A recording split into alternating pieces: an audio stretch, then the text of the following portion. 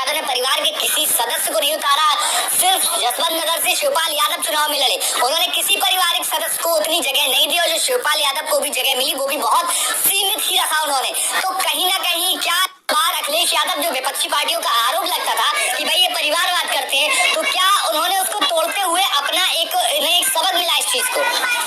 देखिए, पहले तो मैं सुषमा जी की इस बात का जवाब दे दूं कि उनके लिए, बीजेपी के लिए जो आप कह रहे हैं कहीं से कोई अच्छी खबर नहीं आ रही है, तो गुजरात में आप देखें तो क्लियर कट वोट तो हिस्टोरिक विक्ट्री की तरफ बढ़ रहे हैं। एक तरह से जो अभी जो रुझान प्राप्त हुए तो उसमें तो 150 प्लस के आसपास जा रहे हैं। कुल मिला के ऑल टाइम हाई का जो रिकॉर्ड है गुजरात में वो है माधव सिंह सोलंकी के नाम पर, जो उन्होंने 1985 में 149 सीटें जीती थी और इस रिकॉर्ड को तोड़ने का फोकस था।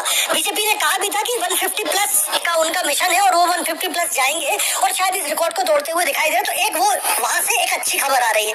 नंबर 2, अगर मैं हिमाचल के रुझान की बात भी करूं तो वहां थोड़ा सा मामला है। तो ये इस तरह की खबर है, एमसीडी में जरूर उनको बहुत सेटबैक लगा है, लेकिन फिर भी जो एग्जिट पोलों ने जो नतीजे बताए थे उसके कहीं क्रॉस कर गए और शतक लगाना एक तरह से उनको थोड़ा सा सांत्वना कहीं मिली कि हाँ शतक लगा लिया उन्होंने, और वो शायद उतनी बुरी तरह से पराजय हासिल नहीं की जैसा कि एग्जिट पोलों में बताया जा रहा था।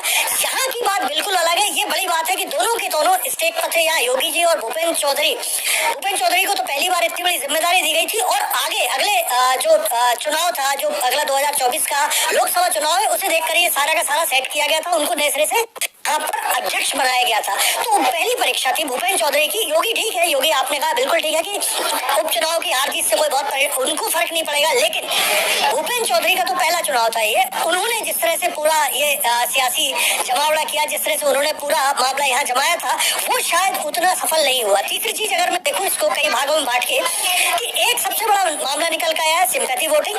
दूसरा ये निकल कर आया कि शायद कहीं आजम खान ने वहां पर मुस्लिमों को इंटैक्ट रख लिया, जो पिछले लोकसभा चुनाव में बिखर गए थे, जो भाजपा ने स्ट्रेटजी की थी जहां पे कई मुस्लिम खड़े कर दिए थे।